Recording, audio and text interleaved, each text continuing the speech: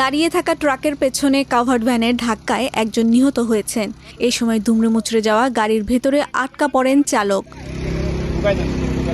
শুক্রবার দিবাগত রাত 3:30টার দিকে ঢাকা চট্টগ্রাম মহাসড়কের জামালদি বাসস্ট্যান্ড এলাকায় এ দুর্ঘটনা ঘটে। ফায়ার সার্ভিস ও স্থানীয় সূত্রে জানা যায়, মাছের পোনা বোঝাই কাভার্ড ভ্যানটি ঢাকা থেকে কুমিল্লার দিকে যাচ্ছিল। জামালদি বাসস্ট্যান্ড এলাকায় পৌঁছালে নিয়ন্ত্রণ হারিয়ে মহাসড়কে দাঁড়িয়ে থাকা একটি ট্রাকের পেছনে সজোরে ধাক্কা দেয়। এতে কাভার্ড ভ্যানের সামনের অংশ দুমড়ে মুচড়ে যায়। ঘটনাস্থলেই তোতামিয়া নামের একজন নিহত হন। চালক রুমান গাড়ির ভেতরেই আটকা পড়েন।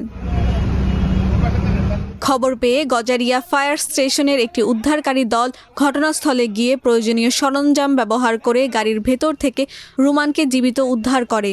গুরুতর আহত অবস্থায় তাকে গজারিয়া উপজেলা স্বাস্থ্য কমপ্লেক্সে পাঠানো হয়।